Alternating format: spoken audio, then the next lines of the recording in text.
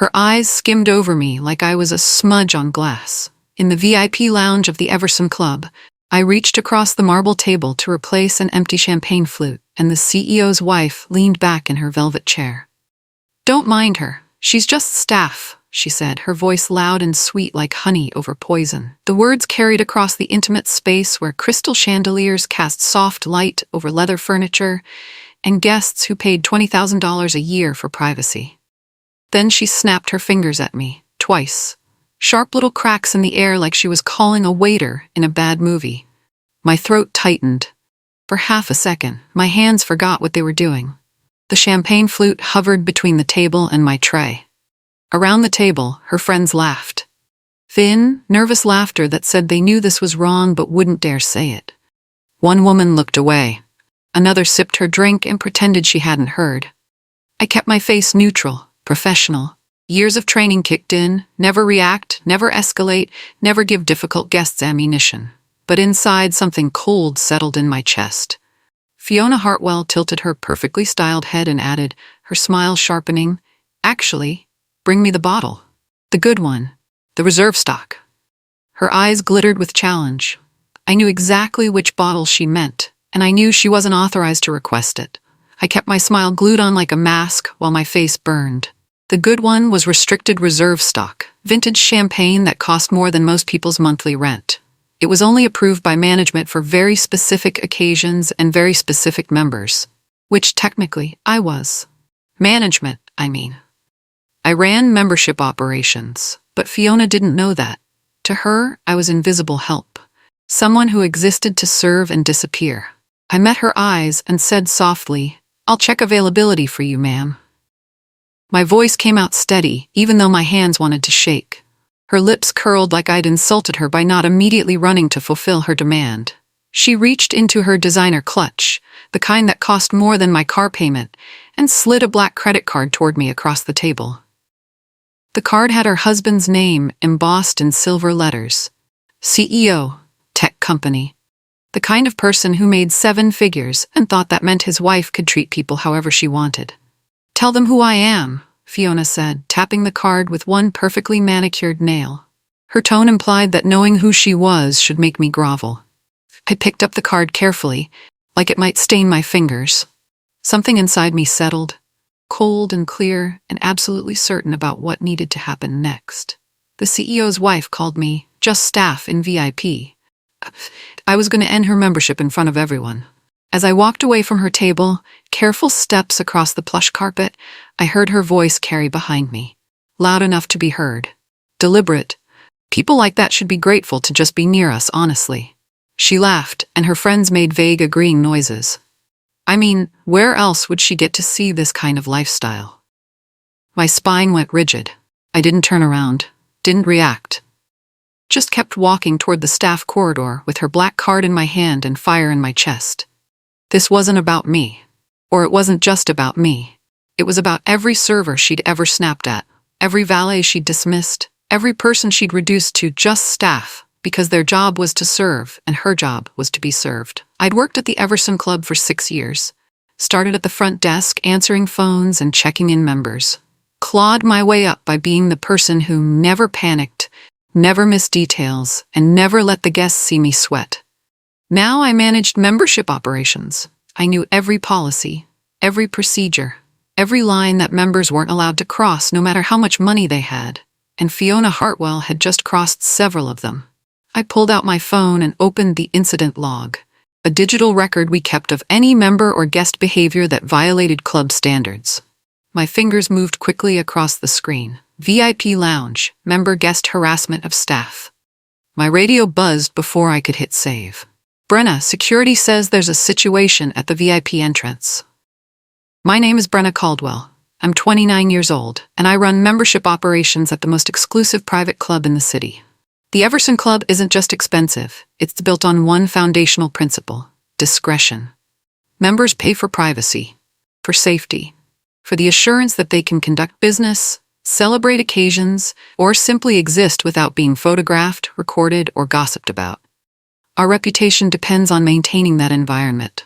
We have rules, strict ones, and they apply to everyone, regardless of who they're married to. That night, I didn't cry in the staff bathroom. I didn't vent to coworkers or post vague complaints on social media. I did what I'd learned to do over 6 years of dealing with entitled people who thought money bought them immunity from consequences. I documented. I stayed calm. I followed procedure. At the VIP entrance, I found Fiona arguing with our host, a young guy named Cameron who looked like he wanted the floor to swallow him whole. "Do you know who my husband is?"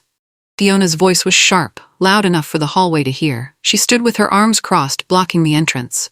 "I don't need a reservation. I don't wait." Cameron's face was red. "Ma'am, VIP is at capacity tonight according to fire code. I can absolutely seat you in our main dining room, which is—" "I don't want the main dining room," Fiona snapped. "I want VIP, now." I stepped in smoothly, my voice calm and professional. "Good evening, Mrs. Hartwell. Cameron is correct. VIP has reached capacity. We'd be happy to accommodate you in main dining or our lounge area." Fiona's eyes narrowed when she saw me. Recognition flickered across her face. I was the one from earlier, the just staff, who dared to check availability instead of immediately fetching her restricted champagne. She leaned in close, invading my personal space. Her perfume was overpowering, expensive. Her voice dropped to a whisper that somehow felt more threatening than shouting. "I could get you fired with one text." Her smile was thin and dangerous. "One message to the right person, and you'd be packing your desk by morning. Do you understand what I'm saying?" My stomach flipped. The threat was real. She was married to someone with influence, someone whose company probably did business with half our members. One complaint to the right board member could absolutely make my life difficult. But my voice stayed steady. "We followed policy, Mrs. Hartwell. Fire code isn't negotiable." I kept my face neutral, professional. Gave her nothing to use against me. I watched her realize that intimidation wasn't working the way she expected, that I wasn't going to fold or grovel or beg her not to get me fired. Something shifted in her expression. Her smile changed. Not friendly. Not even fake friendly. Predatory. "Fine," she said, stepping back and adjusting her clutch. "Then I'll make you a policy problem." The word sounded like a promise, a threat, both. She turned and walked back toward the main entrance, her heels clicking sharply against the floor. Cameron exhaled beside me like he'd been holding his breath. The next morning, I arrived at my office to find an email forwarded from my general manager, Stuart. Subject line, "Complaint regarding staff member." My coffee went cold in my hand as I read it. The email had been sent directly to Stuart and CC'd to 2 board members.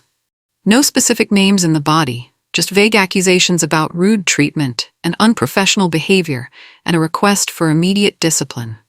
The email was signed, "Concerned Member Guest." Attached was a photo of me, taken from across the VIP lounge the night before, zoomed in slightly. I was mid-step between tables, mid-blink, caught in unflattering lighting, like evidence. My hands went cold. This was calculated, professional-looking enough to seem legitimate, vague enough that I'd have to defend myself without knowing exact accusations. And the photo made it personal, made it about me specifically. I read the email twice, feeling that familiar workplace dread crawl up my spine. The kind that comes when you know you did nothing wrong, but someone with power is trying to make it look like you did. Stuart's forwarding note was brief. "Brenna, please respond with your account of the incident. Need this resolved quickly." I didn't panic, didn't fire off an emotional defense. Instead, I did what I'd learned to do in situations like this. I pulled documentation. CCTV timestamps from the VIP lounge showing exactly when I'd interacted with Fiona's table. The incident log I'd started, the names of witnesses, other staff members, the VIP host, guests who'd been present. Then I requested Cameron's written statement about what happened at the VIP entrance. When you manage memberships at a place like the Everson Club, you learn quickly. Feelings fade, but documentation doesn't. Emotional defenses sound weak. Facts are solid. I was drafting my response when my phone rang. Security director, according to the caller ID. "Brenna, you got a second?" It was Paulo, head of our security team, former police officer, calm under pressure, someone I trusted. Always. "What's up?" "That complaint about you. I pulled the VIP footage from last night to review the incident." He paused. "Brenna, she's been flagged before." I sat up straighter. "What do you mean flagged?" "Fiona Hartwell. She's in our system, multiple prior notes about behavior issues. Paulo's voice was careful, like he was reading from a file. Let me send you something. You should see the pattern. 5 minutes later, a secure file appeared in my inbox. I opened it and felt my hands go cold. Incident reports dating back 8 months. Fiona cutting lines at coat check. Fiona berating a server until she cried. Fiona demanding private contact information for other members, a massive privacy violation. Fiona causing a scene when she couldn't bring her dog into the dining room, despite clear pet policies. Each time, the notes said the same thing. Smoothed over. Guest apologized after intervention. Matter resolved informally. Someone had been protecting her, making problems disappear because of who she was married to. I scrolled to the bottom of the file. The last entry was dated 3 months ago. The note was brief but significant. Board issued verbal warning to member guest, advised that further incidents would result in access restrictions. The board had warned her, quietly, privately, given her a chance to change her behavior without public consequences or embarrassment, and she'd clearly learned nothing from it. I picked up my phone and called Paulo back. Who handled these previous incidents? Different people. But they all got routed to Stuart eventually, and he marked them resolved. Paulo sounded tired. Look, Brenna, I'm just giving you context. What you do with it is your call. I thanked him and hung up. Sat staring at my computer screen, where the incident file was still open. This wasn't just about last night. This was a pattern of behavior that had been tolerated, excused, swept under the rug because confronting it felt harder than ignoring it. I had a choice to make. I could add my incident to the pile and hope Stuart smoothed it over again. Keep my head down. Survive. Or I could do what the documentation clearly showed needed to happen, enforce the standards that supposedly applied to everyone. I opened a new email and started typing. Subject line: request for member conduct review, pattern of violations. I attached Paulo's file, my incident log, Cameron's statement, and the CCTV timestamps. Addressed it to Stuart and the board's compliance committee. My finger hovered over the send button for a long moment. Then I pressed it. I brought the full pattern to Stuart in person that afternoon. Walked into his office with printed copies of everything. The incidents, the warnings, the documentation. He rubbed his forehead like I'd handed him a migraine. Brenna, he said slowly, I understand you're upset about what happened, but we need to be careful here. Careful about what? Enforcing our own policies? I kept my voice level. Careful about making trouble with someone whose husband is the CEO of one of our largest corporate members. Stuart looked genuinely pained. His company hosts events here. They have 6 individual memberships. That's significant revenue. The words landed like a weight on my chest. Not what's right, what's safe, what's financially convenient. So we just let her treat staff however she wants? I asked quietly. Stuart sighed. I'm not saying that. I'm saying we need to handle this delicately. Maybe have a quiet conversation with her. Set expectations. But we can't make this a big thing. I looked at the incident file on his desk. 8 months of not making it a big thing. 8 months of staff members getting harassed and guests getting their privacy violated, and nothing changing because nobody wanted to make it a big thing. She snapped her fingers at me, I said. Like I was a dog in front of a room full of people. After the board already warned her 3 months ago. Stuart wouldn't meet my eyes. Just keep her happy, okay? That's part of the job. I left his office feeling something harden inside me. I'd given him the chance to do the right thing. He'd chosen the easy thing instead. I walked into the staff hallway and stared at the beverage fridge without really seeing it. My reflection looked back at me from the glass door. Tired, frustrated, trapped in the same choice 1,000 hospitality workers face every day. Keep your head down. Don't make waves. The member is always right, especially if they're rich enough, or connected enough, or loud enough. But I thought about Cameron's face last night, about the young server who'd been reduced to tears in one of those previous incidents, about every person who'd ever been called just staff, and made to feel like their dignity didn't matter. I could survive by keeping quiet, or I could protect every employee who came after me. I chose the second one. Back at my desk, I drafted a formal memo to the board, not emotional, not personal, just factual. Guest conduct risk assessment. Pattern of policy violations despite prior warning. Recommend formal review per club bylaws, Section 7.3. Section 7.3 covered member and guest conduct standards. It outlined the process for addressing repeated violations. It was designed exactly for situations like this. I attached all the documentation and sent it directly to the board's compliance committee, bypassing Stuart entirely. My hands were shaking slightly as I hit send, but my conscience was clear. That night, Fiona found me near the coat check. I was reviewing the evening's reservation list when she appeared beside me, smiling like we were old friends. "I heard you like rules," she said, her head tilted in mock sympathy.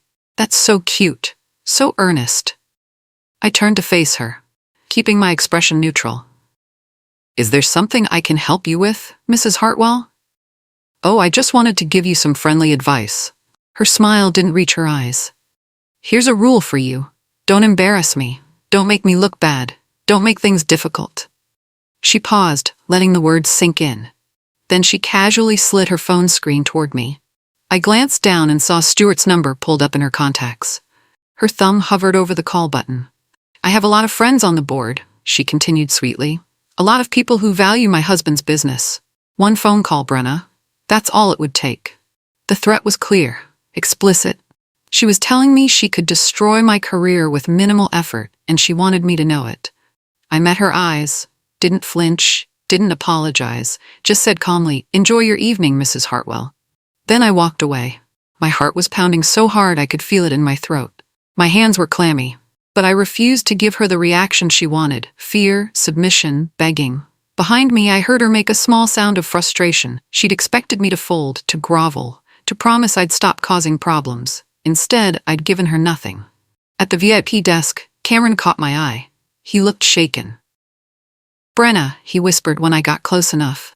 "She just asked me for the private member roster. The full list with contact information." My stomach dropped. That wasn't just rude. That was a serious breach. Asking for the member roster wasn't aggressive behavior or rudeness or even entitlement. It was a direct violation of our core privacy policy. The Everson Club's entire reputation rested on discretion. Members included CEOs, politicians, celebrities, and people who needed absolute assurance that their presence here wouldn't be leaked, sold, or exploited. The member roster was confidential, locked down. Even most staff didn't have access to it. And guests absolutely, under no circumstances, were allowed to request it. I logged the incident immediately as a serious privacy breach and notified our privacy officer, a board member who handled exactly these types of violations. 20 minutes later, while I was finishing the incident report, I glanced at the security monitors and felt my blood run cold. Fiona was in VIP, sitting at a corner table, and she was on a video call. Her phone was propped up against a champagne bucket, camera pointed outward, panning slowly across the room. I could see other members in the background, recognizable faces. People who'd paid enormous membership fees specifically for the guarantee of privacy. And Fiona was broadcasting them on what looked like a social media live stream. I moved fast, crossed the lounge floor in 10 seconds flat. My voice was calm when I reached her table, but my heart was racing. "Mrs. Hartwell, I need you to end that call immediately. Recording and streaming are prohibited in all club areas." She laughed. Actually laughed. "Relax, I'm not recording. It's just FaceTime with friends." "Ma'am, all phone calls with video are prohibited in VIP," I said firmly. "The policy applies to all platforms." Fiona rolled her eyes and kept the camera running. "You're being ridiculous. Nobody cares." But somebody did care. A member sitting in the corner, a man I recognized as a federal judge, stood up abruptly. He walked over to me, his face tight with controlled anger. "Fix this," he said quietly, his voice low but intense. "Right now, or I'm canceling my membership and telling everyone why." The threat wasn't idle. If a member of his stature walked out over a privacy breach, it would devastate our reputation. Other members would follow. The board would be furious. I signaled security. Paulo appeared within seconds, moving smoothly across the lounge. He positioned himself next to Fiona's table, professional but unmistakably present. "Ma'am," he said calmly, "phones are restricted in VIP areas. I'll need you to end the call now." Fiona's smile faltered. For the first time since I'd met her, she looked uncertain, caught. She glanced around and saw people watching, saw the judge still standing nearby, saw Paulo waiting patiently. "This is insane," she muttered, but she ended the call and put her phone away. Paulo nodded politely. "Thank you for your cooperation." As he walked away, Fiona's face flushed red. She looked at me with pure hatred. "Do you know who my husband is?" Paulo turned back, his expression unchanged. "Yes, ma'am, I do." The implication was clear. Knowing didn't change anything. Rules applied to everyone. The next day, the privacy officer escalated the incident to the full board. I got the notification via email. Formal conduct review opened, guest violations of privacy and harassment policies. The email was carefully worded. No names initially, just member guest conduct that required board attention. But I knew it was about Fiona. And soon, she would too. Then Stuart called me into his office. He looked pale, stressed. The kind of stress that comes from being caught between doing the right thing and protecting powerful people. "Close the door," he said quietly. I sat down, waiting. "The CEO called me this morning," Stuart said, rubbing his temples. "He's asking about you specifically. Wants to know why his wife is being harassed by staff." My pulse thudded in my ears. "I documented policy violations. That's my job." "I know." Stuart looked miserable, "But Brenna, he wants this handled, and by handled he means..." He didn't have to finish. I understood. The CEO wanted me disciplined or fired. Wanted the problem to be me instead of his wife's behavior. It was easier to sacrifice one employee than confront a powerful man's spouse. I slid my documentation folder across his desk. Everything I'd collected, everything Paulo had found, the patterns stretching back months, the board warning from 3 months ago. "If you discipline me," I said quietly, "you'll be disciplining the person who followed policy, the person who protected our members' privacy, the person who did exactly what the employee handbook says to do." Stuart stared at the folder. His hands trembled slightly as he opened it. "She's coming in tonight," he said after a long silence, "with a party. A big group for some kind of celebration." VIP was packed that night. The kind of packed where every table was full and the wait list stretched into the main lounge. Important faces everywhere. Board members, corporate executives, a retired senator. Fiona entered like she was walking a red carpet, designer dress that probably cost more than I made in a month. Hair and makeup perfect. She had 2 women with her, both dressed just as expensively, both laughing at something on Fiona's phone. She saw me immediately. Our eyes met across the lounge, and she smiled. Not embarrassed, not apologetic, triumphant, like she knew her husband had called, like she knew I was in trouble, like she'd already won. She walked to her reserved table. Somehow she'd gotten one despite the capacity issues, and settled in like a queen claiming her throne. Her friends flanked her, giggling and ordering immediately. The whole room felt charged, tense, like everyone could sense something was about to happen. Fiona let the attention build for a few minutes, let people notice her arrival. Then she raised her voice, loud enough to carry across the space. "Tonight, we're celebrating," she announced to her table, but really to the whole room. "And we're doing it right. Bring out the restricted reserve bottle, now." Every eye in VIP turned to me, waiting to see what I'd do. The restricted reserve bottle, the same one from the first night, the one she still wasn't authorized to request. The one she was demanding specifically, because she knew I'd have to refuse. She was setting me up, creating a public confrontation, forcing me to either enforce policy and look like the difficult staff member, or cave and prove that she could bully me into submission. I walked to her table calmly, every step measured, every movement professional. "Good evening, Mrs. Hartwell. I'd be happy to bring you our premium champagne selection, which includes several excellent..." "I don't want the selection," Fiona interrupted, her voice sharp. "I want the Krug 2002, the one in the reserve cellar, the one you told me I couldn't have last time." Her friends were watching with bright, curious eyes. Other tables had gone quiet. Even the background music seemed to fade. "That bottle requires management authorization," I said evenly. "I can offer you several alternatives that are equally excellent and available tonight." Fiona's laugh was sharp and cold. "This girl is obsessed with saying no," she said to her friends, loud enough for surrounding tables to hear. "It's almost cute, like she thinks she matters." One of her friends giggled nervously. The other one looked uncomfortable but said nothing.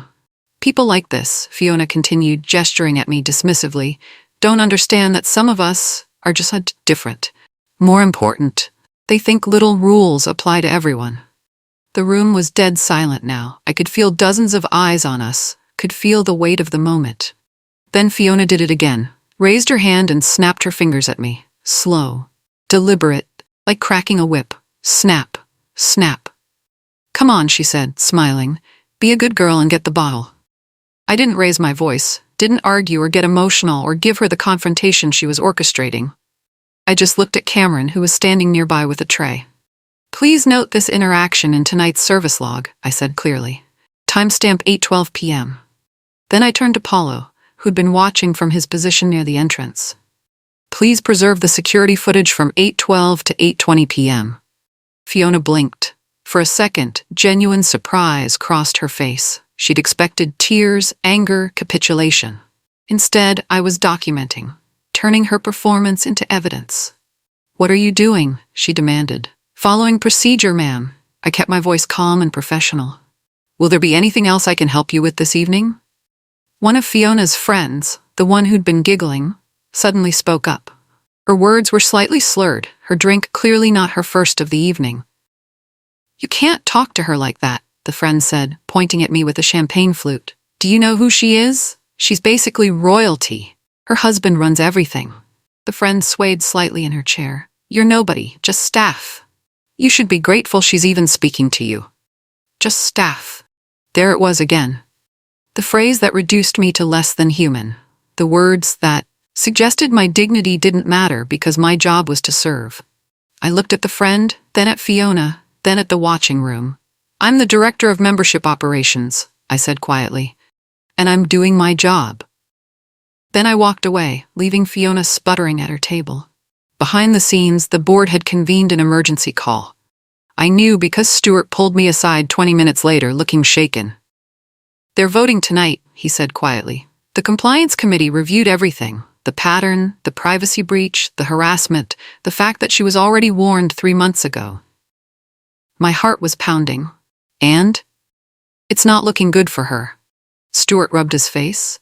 Brenna, if they terminate her access, it's going to create serious problems. Her husband is furious. He's threatening to pull all his company's memberships. Let him, I said. The words came out harder than I intended. We can't have different rules for different people. That's not what this club is supposed to be. Stuart looked at me for a long moment. You're not going to back down, are you? No, he nodded slowly. Okay. Then, okay.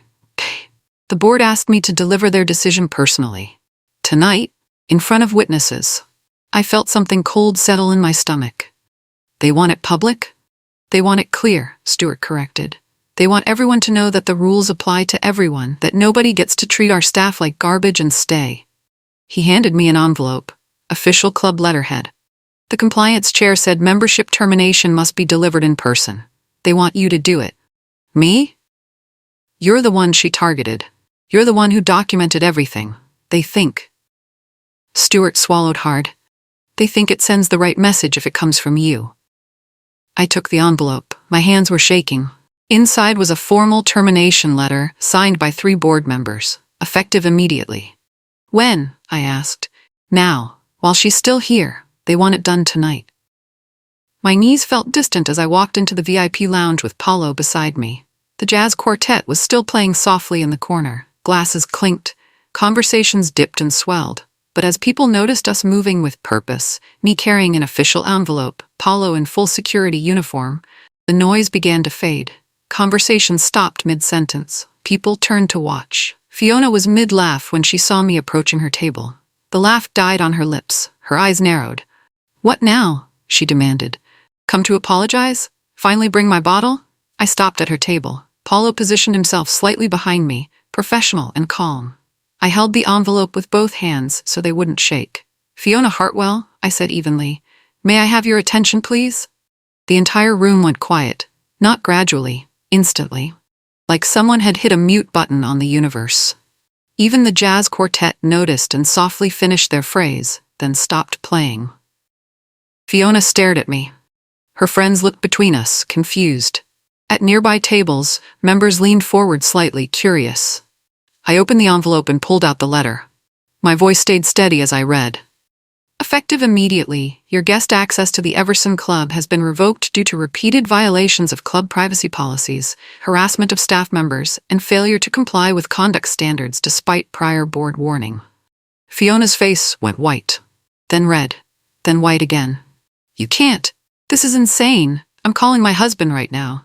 She grabbed her phone and started dialing, her hands shaking, held it to her ear while glaring at me. Paulo stepped forward, his voice calm as stone. Ma'am, you need to leave the premises. Now. I'm not going anywhere. Fiona's voice was rising, cracking. Do you know who my husband is? Do you know what he'll do to this club? To all of you? Her phone was still pressed to her ear. I could hear ringing on the other end. Once, twice, 3 times, voicemail. Her husband wasn't answering. Fiona tried again, same result. Her hands were trembling now.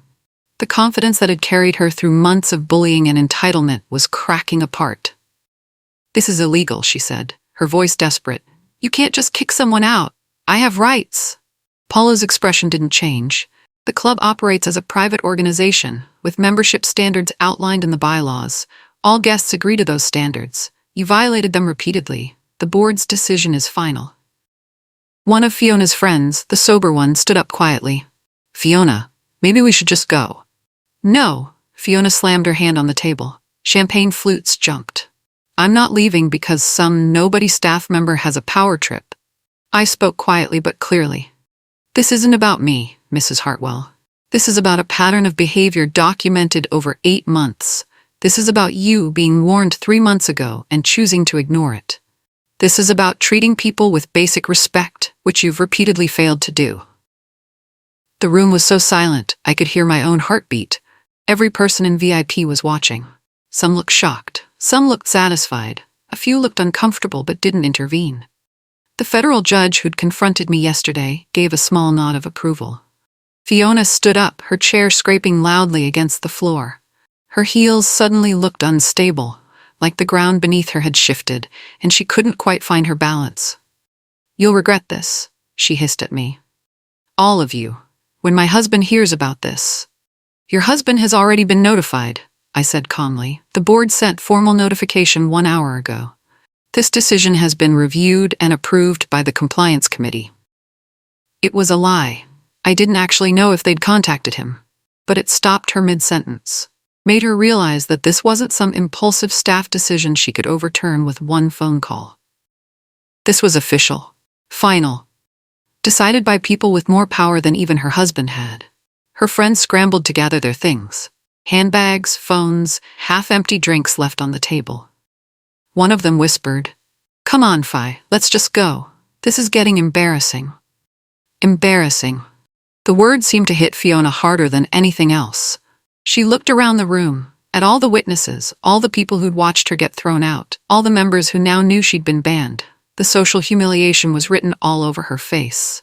She tried one more time. Pulled herself up straight, attempted to resurrect some dignity. Fine, I'll leave, but you haven't heard the last of this. Paulo gestured toward the exit. This way, please. The walk to the door felt endless. The room parted as Fiona and her friends made their way out. Heels clicking, whispers following them. The jazz quartet still silent, witnessing. At the entrance, Fiona turned back one last time, looked directly at me. I held her gaze, steady and calm. Then she was gone. 22. The room stayed silent for about 5 seconds after the door closed behind her. Then conversations erupted. Excited, shocked, buzzing with the kind of energy that comes after witnessing something dramatic and unprecedented. I stood there for a moment, the termination letter still in my hand. Paulo touched my elbow gently. You okay? He asked quietly. I nodded. Yeah, I'm okay.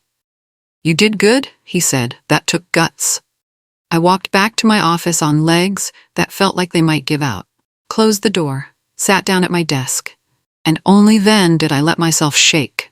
Not from fear, from adrenaline, from the overwhelming weight of what had just happened, from the realization that I just publicly terminated the guest access of a CEO's wife in front of dozens of witnesses. My phone buzzed, a text from Stuart. Board wants to see you tomorrow morning, 9 a.m. My stomach clenched. This was either going to be a commendation or a termination of my own. I went home that night and didn't sleep, just stared at the ceiling, replaying every moment, every decision, every word. The next morning, I arrived at the club at 8:45 a.m. Stuart met me in the lobby, his expression unreadable. "The CEO called last night," he said. My heart sank, and he tried to demand we reverse the decision, threatened to pull all his corporate memberships, threatened legal action. Stuart paused. The board told him no. I blinked. They did? They sent him formal notice that his wife's conduct violated clearly stated policies, that the decision was final and non-negotiable, and that if he attempted to retaliate or interfere, his own membership would be reviewed for conduct violations. I stared at Stuart. They backed me up? They backed the policies, Stuart corrected, which means they backed you. The compliance chair said, and I'm quoting here, "If we allow exceptions for powerful people, we don't have standards. We have suggestions." The board meeting was brief. 3 members present, all looking serious but not angry. The compliance chair, a woman named Patricia Owens who ran a major law firm, spoke first. "Miss Caldwell, the board has reviewed the incident and all supporting documentation. We want to commend you for handling an extremely difficult situation with professionalism and adherence to club policies." I felt something loosen in my chest. "Thank you. We also want to acknowledge that you faced significant pressure from the member's spouse, from management concerns about revenue, from social dynamics that favor the powerful over the principled." Patricia leaned forward. "You chose principle anyway. That's exactly the kind of leadership we need." Another board member, a retired judge, spoke up. "We're promoting you. Effective immediately, you're Director of Member Standards. Your job will be to ensure that what happened with Mrs. Hartwell never happens again. And if it does, that it's handled exactly the way you handled it." I couldn't speak for a moment, just nodded. "We're also implementing a new staff protection policy," Patricia continued. "Any member or guest who harasses, demeans, or mistreats staff will face immediate review. First violation gets a formal warning. Second violation results in suspended access. Third violation means permanent termination." She slid a document across the table. "It's being named the Caldwell Protocol. Your documentation and handling of this incident will serve as the training template." 2 weeks later, the CEO quietly resigned his membership and pulled his corporate accounts. The board let him go without fight. Within a month, 3 new corporate members signed on to fill the gap, companies that had been waiting for openings for years. The revenue loss was minimal. The message was clear. Money doesn't buy immunity from basic decency requirements. I settled into my new role as Director of Member Standards. The title came with a significant raise, an actual office with windows, and the authority to enforce policies without seeking permission from management.